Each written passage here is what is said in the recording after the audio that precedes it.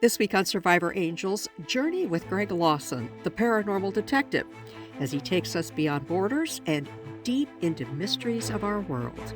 From ancient ruins to haunted alleys, Greg doesn't just investigate, he listens, he lingers, and he learns.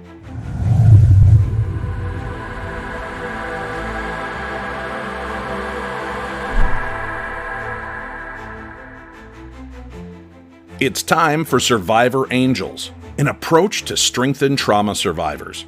Here, you can escape what draws negativity and engage your positive abilities and the gifts that you've always had. Let's activate your angels. And to help you on that journey, here's Chaplain Jodi. Greg, welcome to Survivor Angels. We have no idea what we're going to talk about.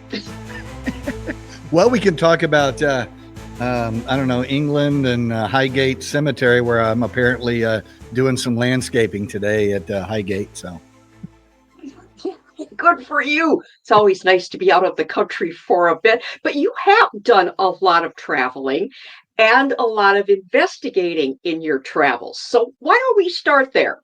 Fill us in about that.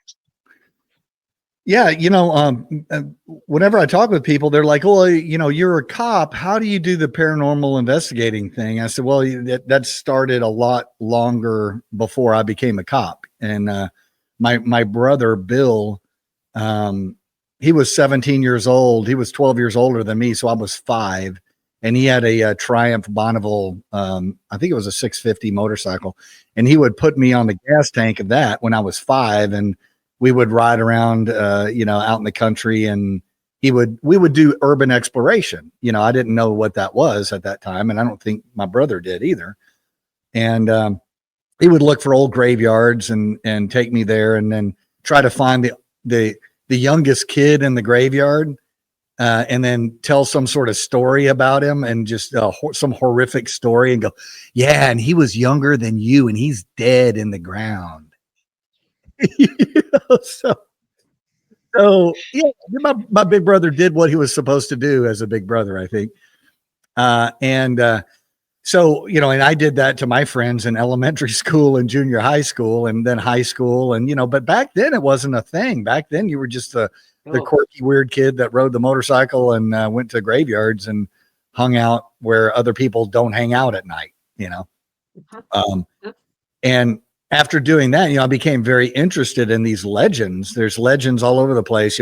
I didn't realize that there was a Crybaby Bridge legend in just about every town in the United States.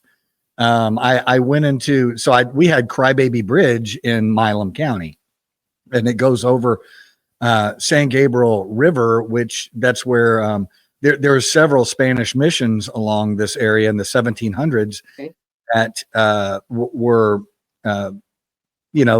trying to get the local Kiowa, Tonkawa, some of the Comanche, Apache Indian, Lipan Apache Indians to become Christians, which actually I shouldn't say good Christian, I say good Catholic. So that didn't work out so well. Right.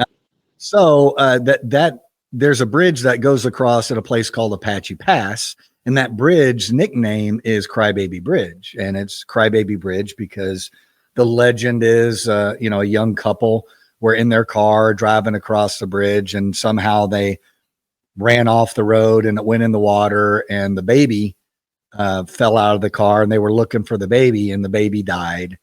And so when you go there late at night, you can hear the baby crying. And and the baby is crying via the old bridge that is moving because of the wind, and all the rivets are very loose. So it does that. And I thought, oh man, this is amazing. Right. And there were at this location, there was an actual old, 30s model car in the water, maybe about 30 or 40 feet from the bridge, just down there in the water. It's not there anymore as far as I know, or it's covered up now. But I didn't know that there were other Crybaby Bridges until I went in the Army. I go in the Army and I'm talking to some of these guys that are all over the United States. It's like, oh yeah, we had a crybaby bridge where I lived in Tennessee. We had a crybaby bridge up here in Massachusetts. We have a, it's like, what? And so that legend kind of permeates Americana. I think it migrates itself from town to town, or they just come up with it on their own. But that always fascinated me. Is like, how did this legend, where did it start? So that's what I would do, but I did it for myself. I didn't do it to make a TV show. I didn't do it to write a book. I didn't do any of that. I just did it because I was interested in it. And back started primarily like in the 80s, we had these things you might remember. Many people don't. It's called a library. And inside this secret place called a library, there was these secret things that were called books, and you look stuff up. Yeah. And so you would have to go to the library. You would have to go to the historical society. Now remember, or you not remember, but so I didn't read a book until, man, I was maybe in junior high. I think I read 2 books in junior high. And I read 1 or 2 in high school. I was not a voracious reader. But if it was something that I was interested in, if it was encyclopedia stuff or, something that really spurred my interest, well, then I would hunt for that. And so that's what I would do. And back in the 80s, so I was in the Army from 81 to 86, 82 to 86. And that was during, Ronald Reagan was in, and we were doing, the United States was doing a lot of power projection around the world, trying to settle things down because, it was a Cold War and all that stuff.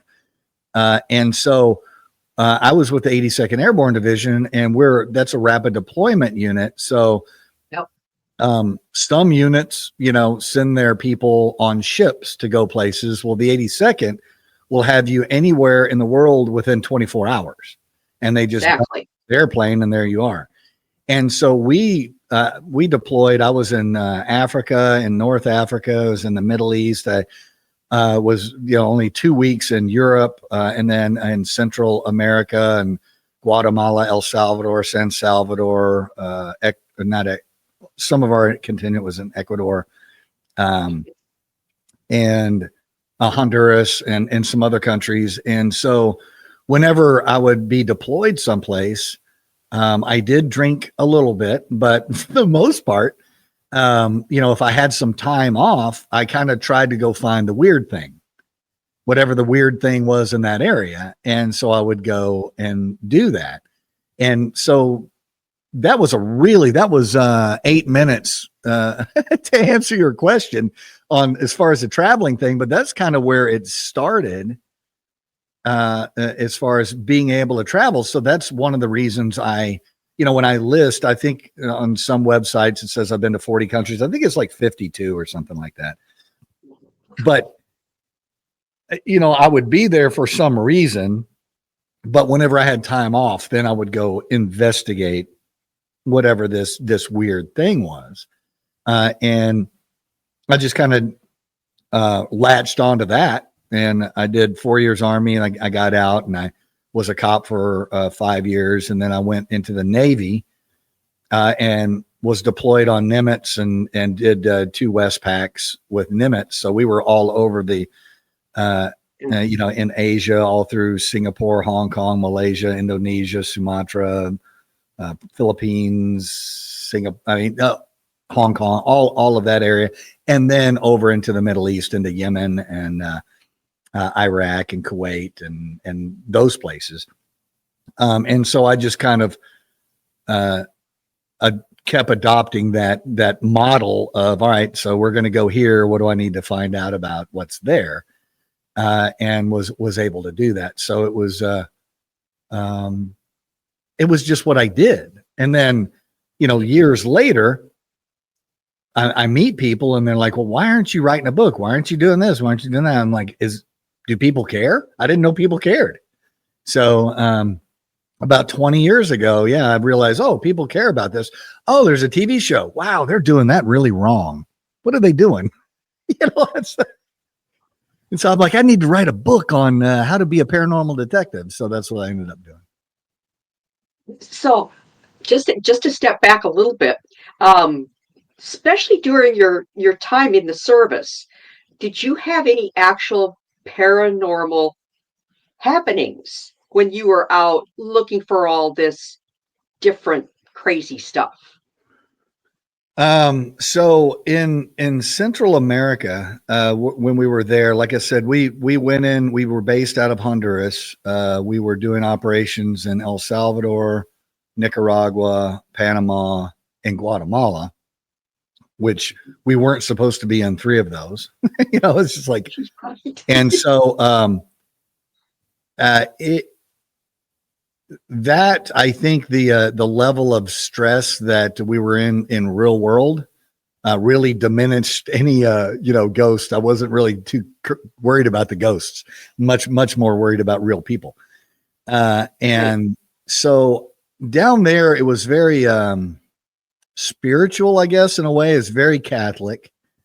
Yes. And then you have the Inca Maya influence of that area, and there's a couple of other groups that are in that area that have their own legends and that sort of thing.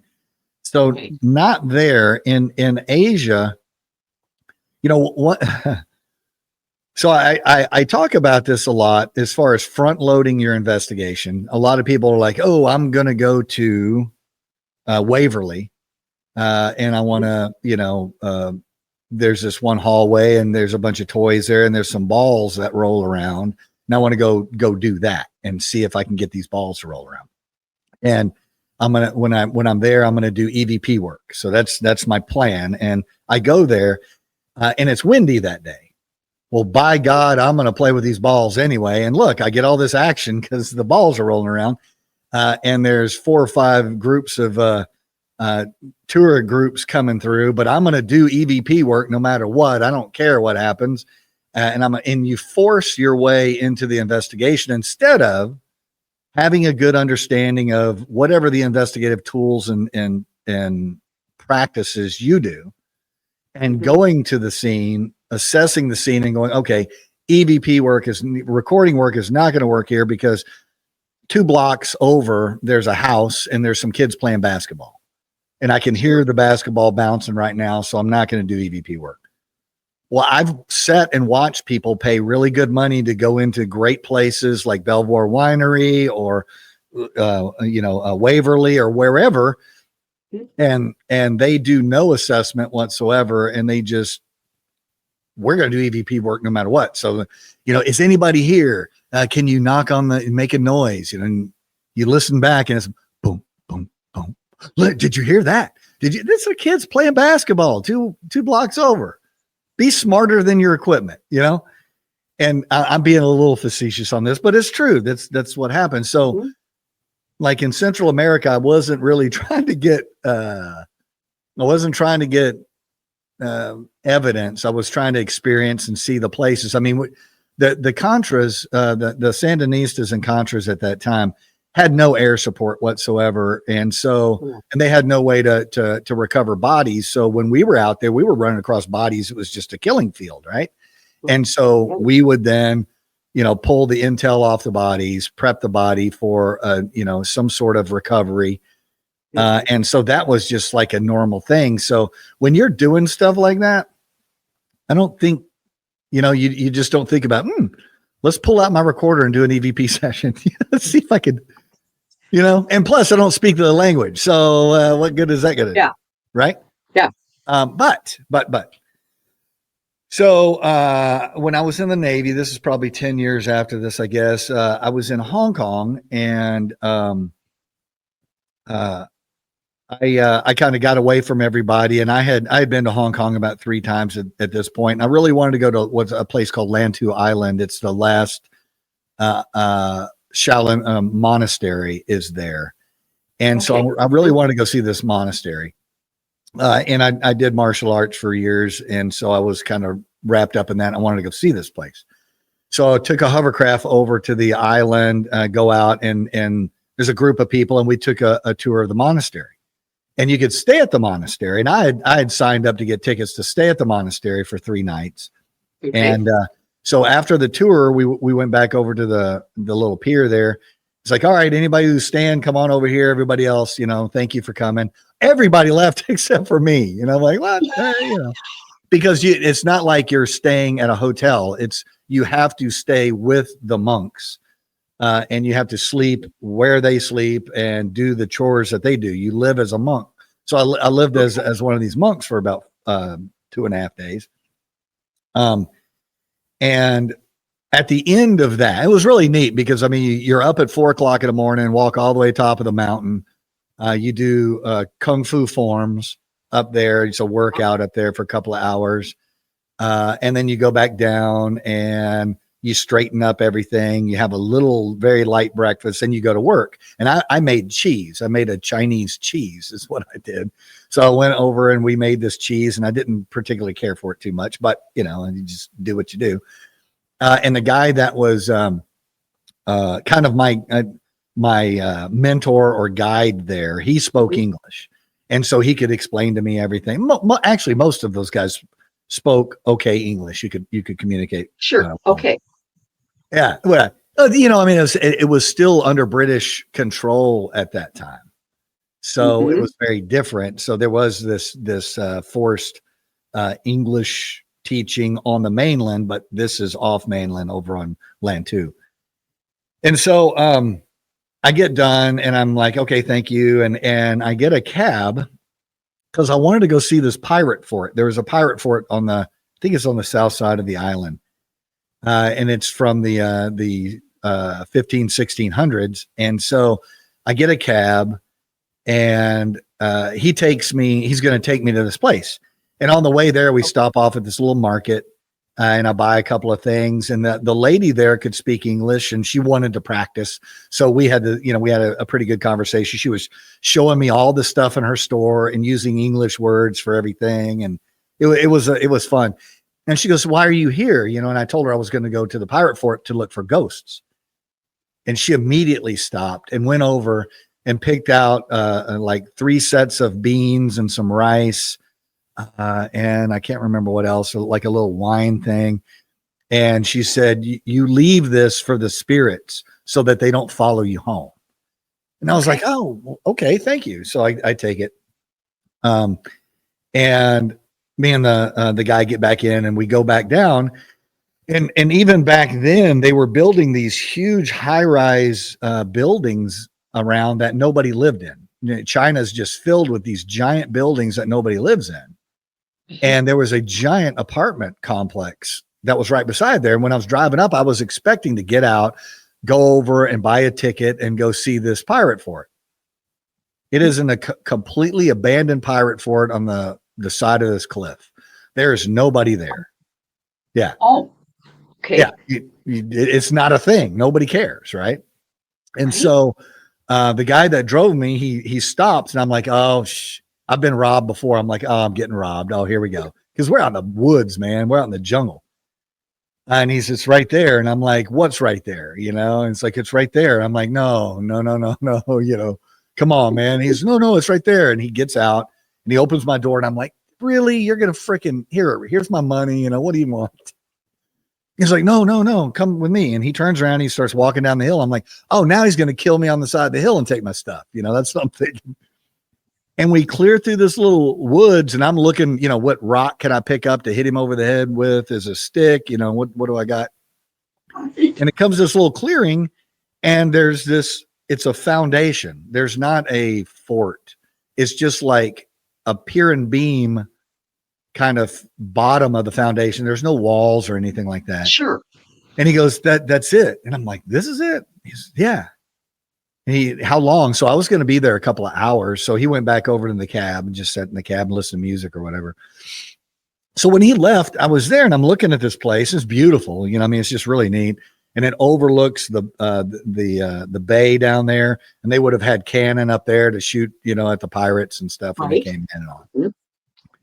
And this bird, after he left, this bird came down and landed on the ground, started jumping around in front of me. It's just kind of a greenish blue bird, really pretty, small little bird. Mhm. And I'm like, oh, cool little bird, you know, and I'm looking around, I'm getting my stuff out. I want to take some pictures. And I'm like, get out of the way, bird, you know, and I was like, what are you doing? And he's jumping all over the place. And I started thinking, oh, his nest is probably right here. I'm probably disturbing him. So I kind of moved away. Well, he followed me and he's raising hell. He's flapping around and beeping and chirping and doing all that stuff. And I'm like, yeah, you're great, man. You know, what do you want? And I'm trying to get away from this bird.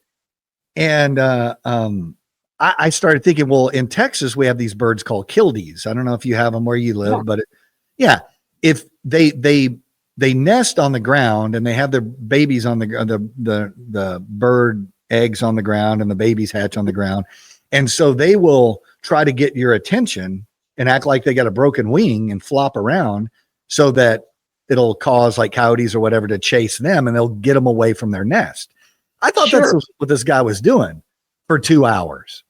He's just raising hell for 2 hours. And he follows me all over the place, follows me down, follows me back up. I find an area I think is a cemetery because it's kind of it's a sunken area and it's kind of measured out. And it's like, this is maybe where their graveyard was or whatever.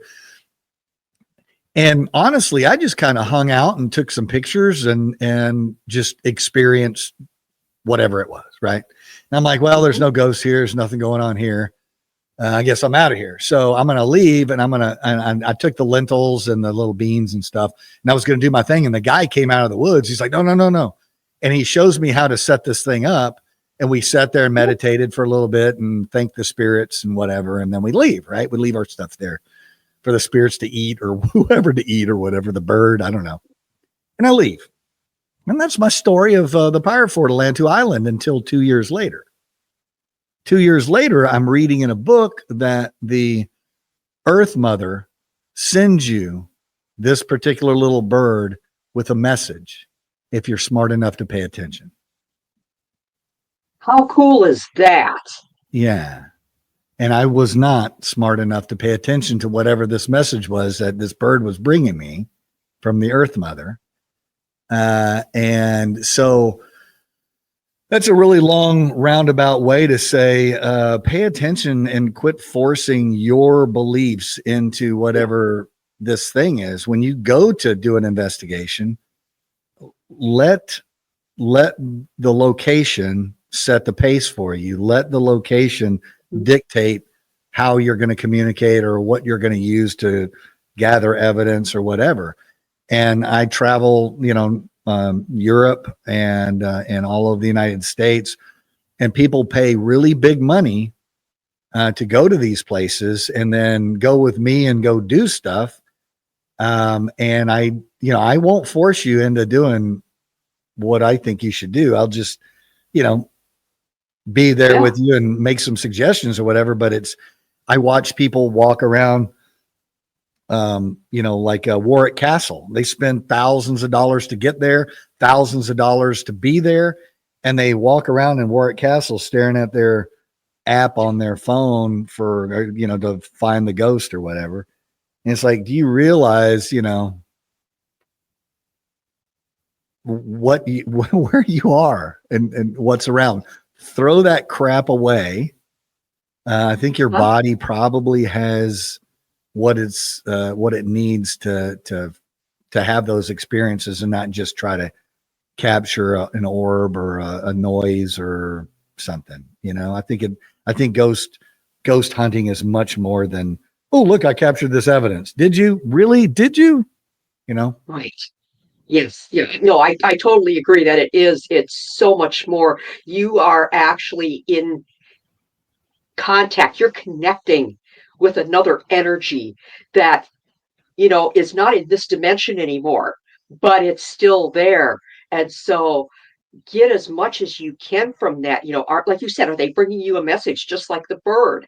Right. Or do they just want to say, hi, we're here? Anything like that. That's the beauty in the investigating. Yeah. It's so weird. I wrote a book 2 years ago called Messages from Mothman, and everybody's like, "Oh, I love Mothman. I'll buy it." I'm like, it's not really about Mothman, but okay, I'll sell it to you.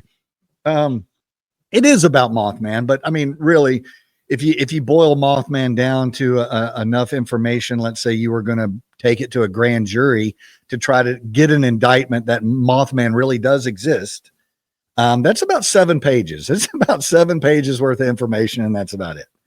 So to write, a 200-page book out of the actual information that we have about this experience that these folks had that they called Mothman, was very challenging. So I sat down and Lynn, my wife, really wanted me to write it, and I wanted to, but then I realized, I don't know. But when I started, it took me down a completely different path. It turned out to be almost more of a self-help book than a Mothman book. Not necessarily, but it was kind of like that. Because what you just said was paying attention. And we get distracted so easily that if you don't pay attention, then, all these things you're expecting to see the woman in white. So you're looking for this misty woman in white. That's all you're doing. And you may be missing the bluebird that's jumping around trying to get your attention or whatever else it is. And the red flags that pop up every day, you wake up in the morning and you go about your day. If you work, you're late for work. You got to hurry up and get your lunch ready. You got to get the car going. You got to go through traffic. We have this sense of urgency all day long, and it's been like that my entire working career, 42 years. My entire working career was like that.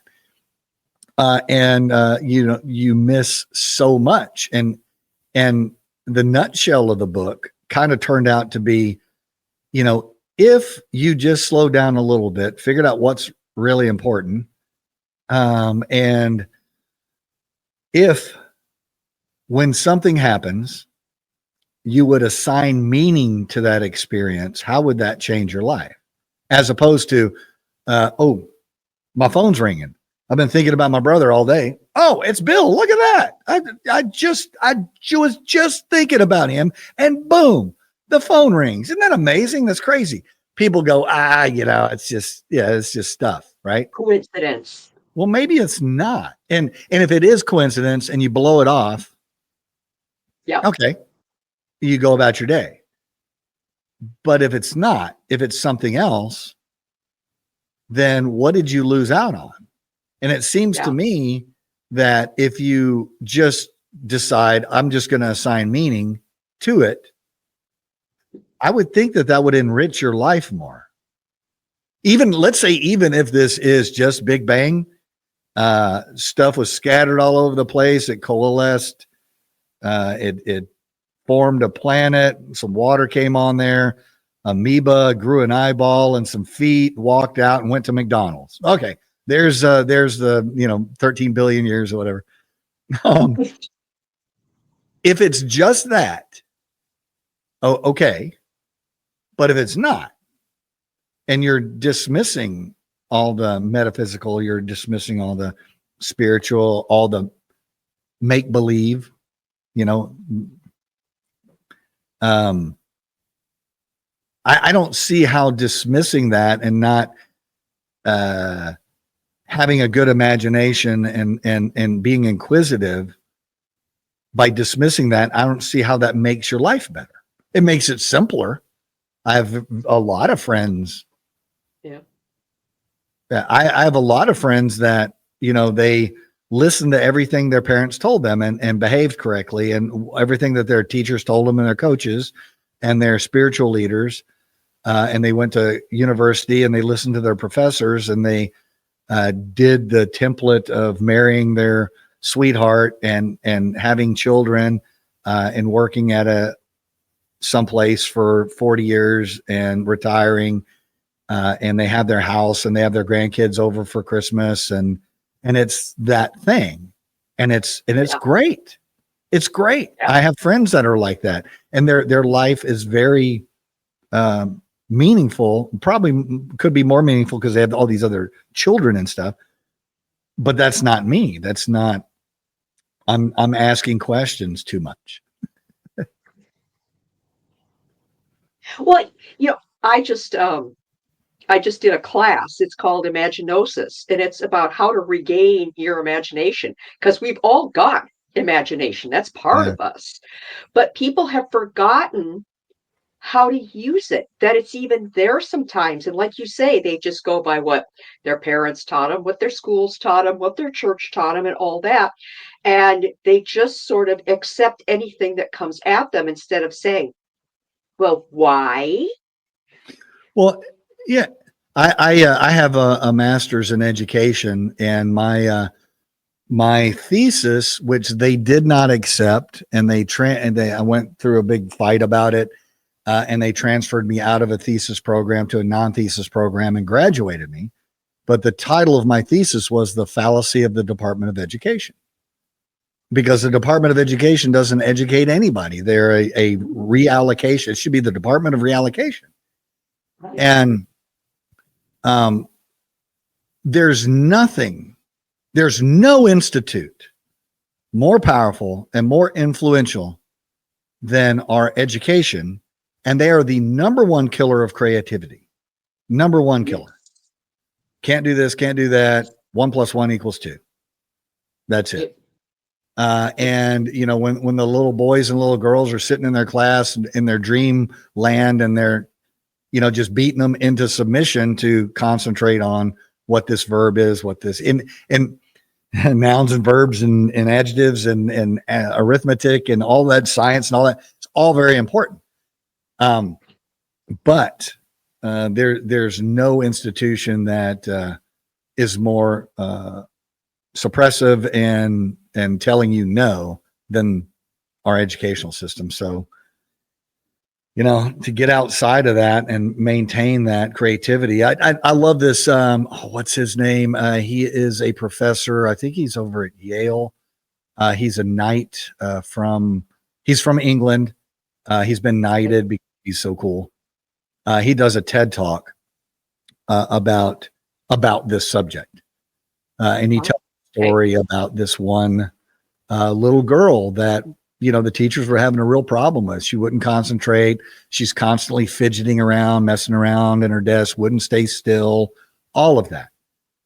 And today they would have put that kid on medicine and suppressed all of that.